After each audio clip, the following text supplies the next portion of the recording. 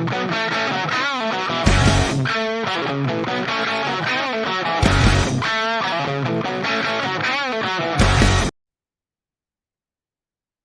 is your day? This is Thursday morning. It's Thursday Morning Live, and I want to welcome you to the show this morning. Glad that you are here. Hope that you are enjoying your day and getting ready for the holidays. We are definitely getting close, that's for sure.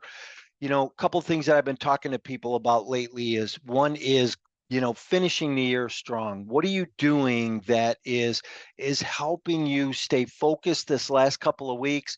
I know we're all in that Christmas spirit or starting to get in that Christmas spirit. There's holiday parties and shopping and, all the things that go on this time of year. Hope that you are enjoying that time.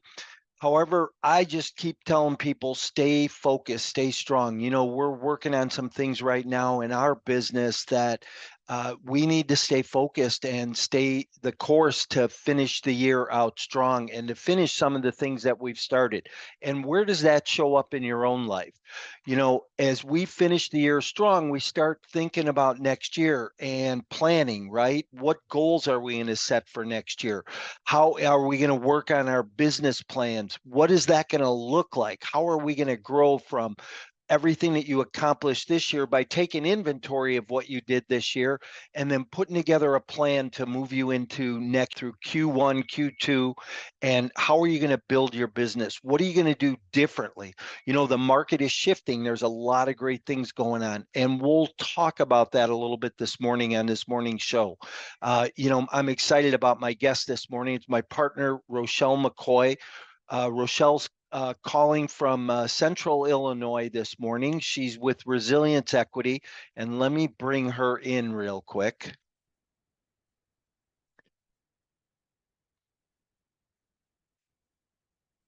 Hey, good morning, Rochelle. Good morning. How are you? How's it going? Good. Good. Good How to are see you? you. Good. Yeah, you Hey, too.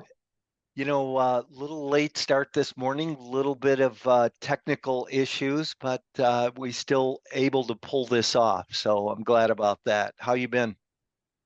Good. Good. Obviously, technology is not my friend today, but other than that, things have been well. Yeah, nice. So here's what I want to know. What's the weather like in Peoria today? Let's not even talk about it. 28 degrees and frigid. Although my Yeah, children insist they need to go to school without coats on. So, yeah. there's that. No I'm sure coats, it's no sunny and hats. beautiful where you are. Right. Yeah, Right. I know. I've been hanging out in California, and it is nice here. So, um, hey, listen, thanks for being here this morning. I appreciate you, and glad that you are here, and we were able to work through the technical issues. But tell me a little bit. One question I always ask is, in one word, what best describes you personally and professionally? Well, it might seem a little cliche from our business name, but it's resilient. Um, I like to think of myself as a very resilient person that likes to face challenges head on and never give up. So, got a lot of different initiatives I'm working on in my life, a lot of goals that I'm working toward, and there's days when that can really become a grind, and it is hard to stay motivated some days, but um, you got to look at each new day as a new opportunity to take another step forward and keep pushing towards those goals, and that's what I do day after day. Yeah, I think that's great, and I love the name Resilience Equity, and we'll talk a little bit about that this morning. But I think everybody needs. There's too many people that allow their past to dictate their future, where they can go, and that's why I like to share my story, is because I want people to understand that you don't have to let your past dictate your future. So, Mhm. um, Absolutely. yeah, And we very much live in an instant gratification society where we have a lot of things at our fingertips. And I think that is another reason that sometimes people they can't find what they need instantly, or they can't, solve whatever problem they need right away or overcome a challenge immediately. It's just easy to give up because you're yeah. so used to that, having Absolutely. everything at your fingertips mentality. Yeah, absolutely. Well, tell us a little bit about you and your background. why you're resilient? Yeah, absolutely. Absolutely. So I started investing in real estate about 6 years ago, and it's really been a game changer for me. I had a situation, and I still work full time, so I'm balancing the real estate on the side with working a full time job, plus a mom of 3 kids, and some charity work I do. I've got many plates spinning in the air at all times. But a situation with my career prompted me to look at alternative options for bringing in income for my family a number of years ago.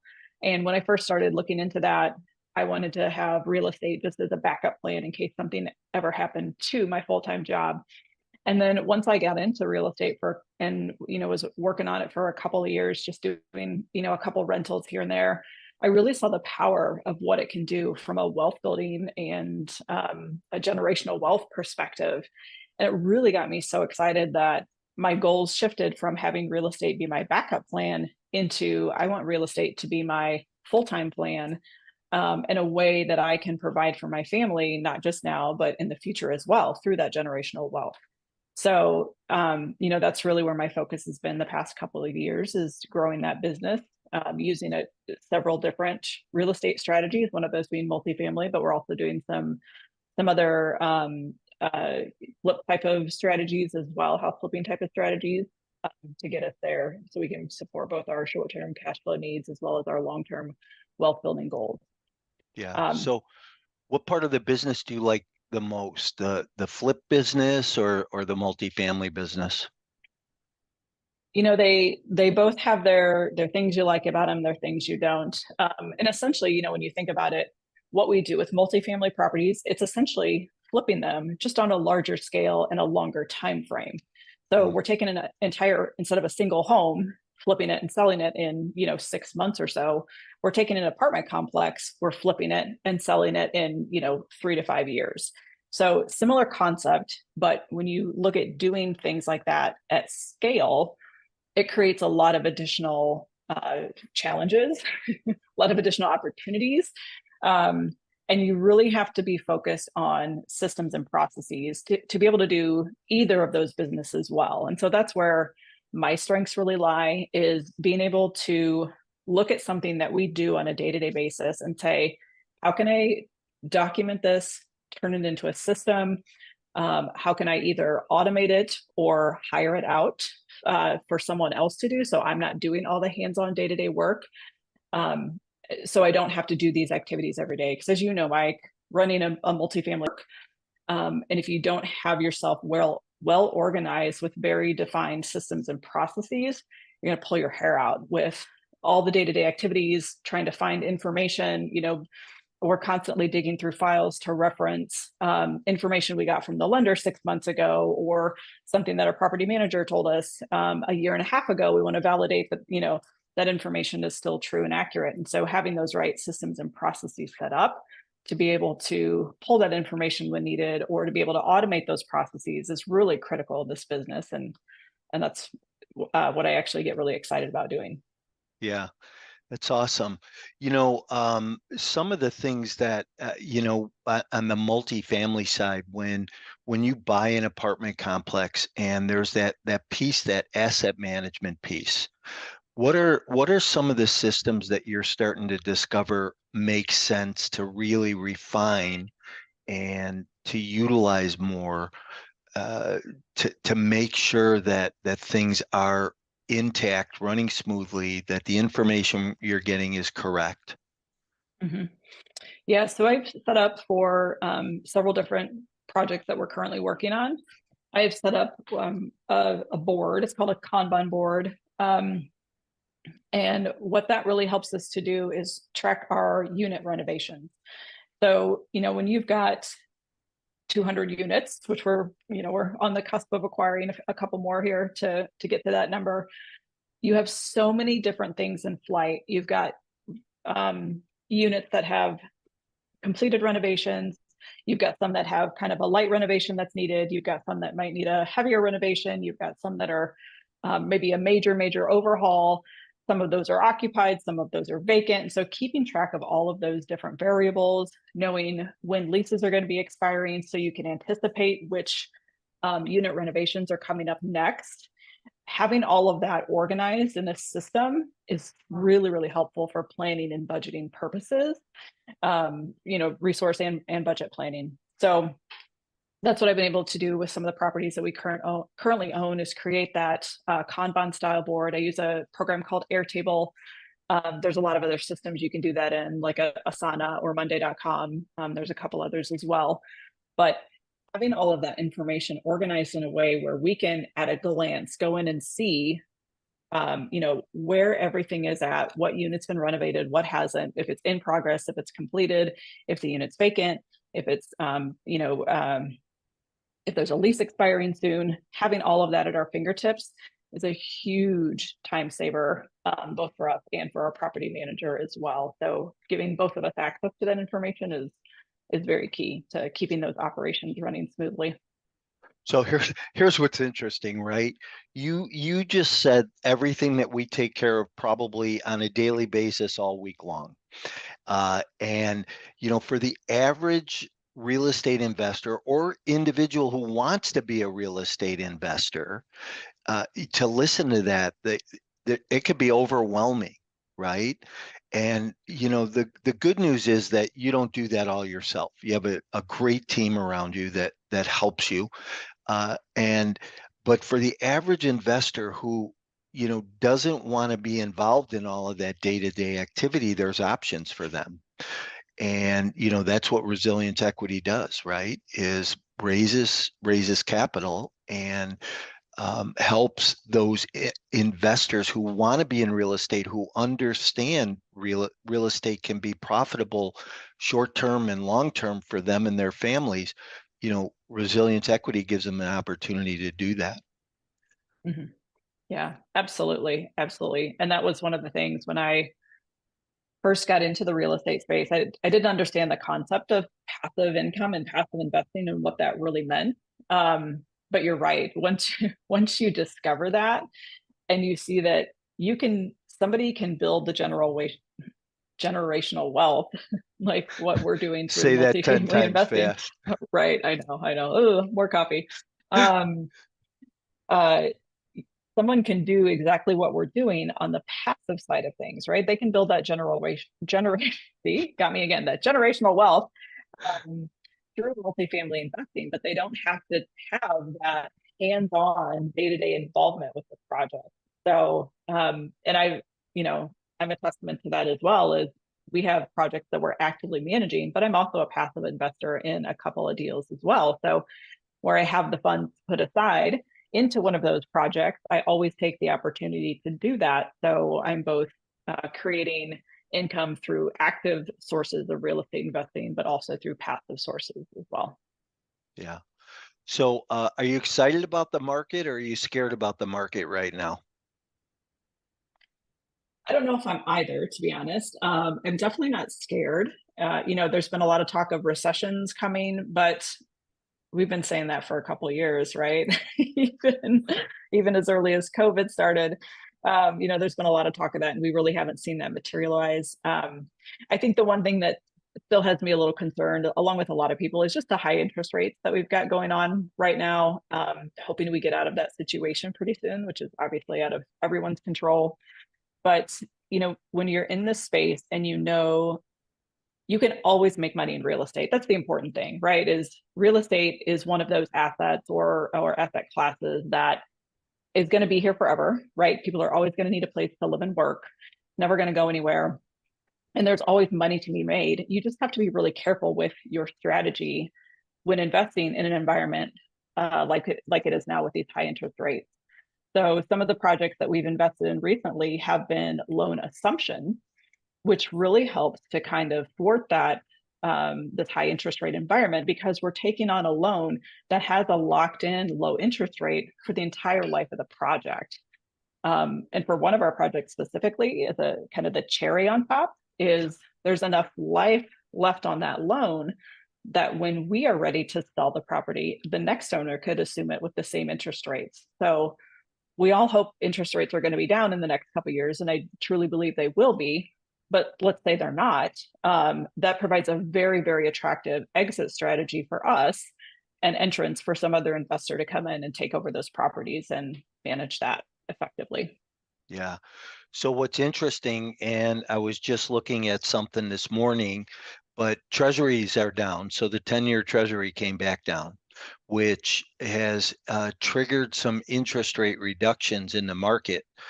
I talked to one of our lenders the other day that we use, and he just quoted like 6.5 on a multifamily purchase, where we were underwriting at 7.75, almost 8%, 60 days ago. And so, I think that we're starting to see a shift in the market today, and I think rates are going to come back down. There'll be a little bit of easing, I think, and where the feds are going to back off the gas pedal a little bit. But the one thing is, and I really want your opinion on this, is, we got spoiled as a country, as an investor, with rates at 2.5 and 3% for so long. Do you think we'll ever see that again? No one has a crystal ball. So, Mine is broken. right. Any comments I say are merely my opinion. I would be shocked if we got that low in our lifetime. Never is a long time, so I don't want to say never. But I would be shocked if it was any time in the next, decade or two.